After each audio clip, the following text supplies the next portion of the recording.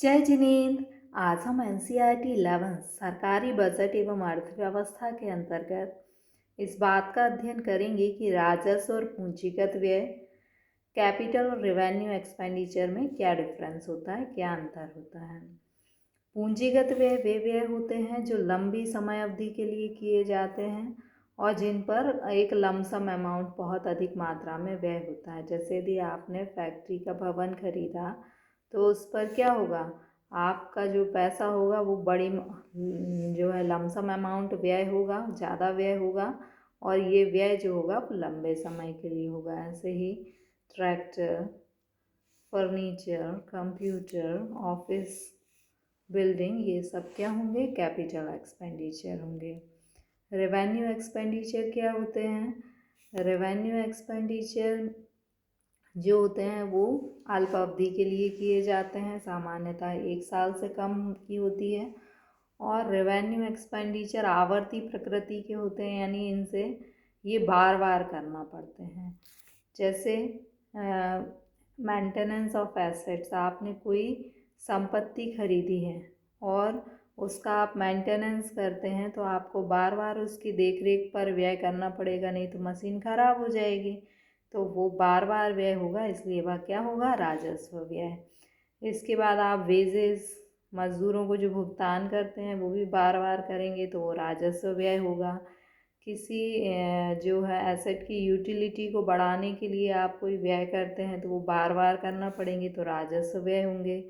Selling expenditure, आप अपनी बिक्री को, लाभ को बढ़ाने के लिए जो व्यय करते हैं बार बार करने पड़ते हैं, इसलिए वे राजस्व व्यय हैं। रेंट जो है वो आप किराया देते हैं तो वो भी क्या होगा, आपको एनुअली या फिर मंथली देना होगा, बार बार देना होगा, इसलिए वह राजस्व व्यय में आएगा।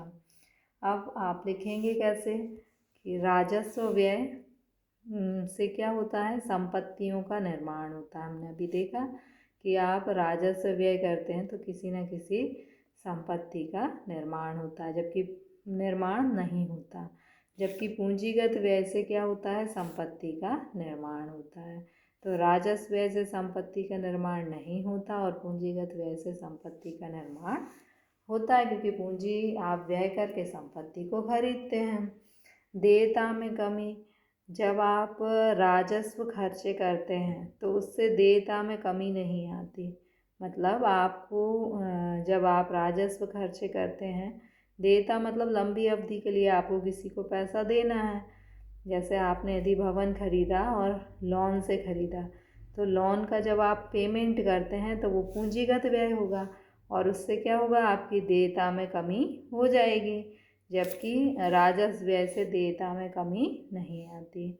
उदाहरण, राजस्व व्यय में क्या आता है, जैसे सरकार अन्य राज्यों को सहायता देती है, ब्याज का भुगतान करती है, रक्षा पर व्यय करती है, तो ये क्या होंगे, राजस्व व्यय। जबकि सरकार के पूंजीगत व्यय क्या है, शेयर की खरीदी, भूमि, भवन और कोई भी अनुदान यदि सरकार देती है तो वो पूंजीगत व्यय के अंतर्गत आएगा। Discuss between revenue expenditure and capital expenditure के बीच डिफरेंस बताना है आपको।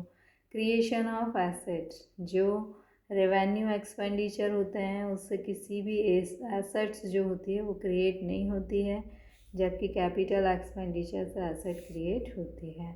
Reduction of liability, revenue expenditure से लायबिलिटी रिडक्ट मतलब कम नहीं होती, जबकि कैपिटल एक्सपेंडिचर से लायबिलिटी कम होती है, क्योंकि जैसे हमने लोन का पेमेंट किया तो लायबिलिटी कम हो जाएगी।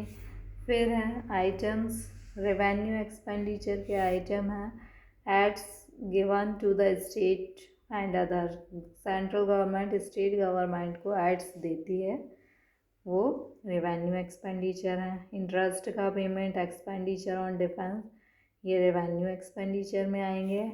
And purchase of share, expenditure of land and building और ग्रांट जो है वो सारी कैपिटल एक्सपेंडिचर में आएंगे। So okay, thank you.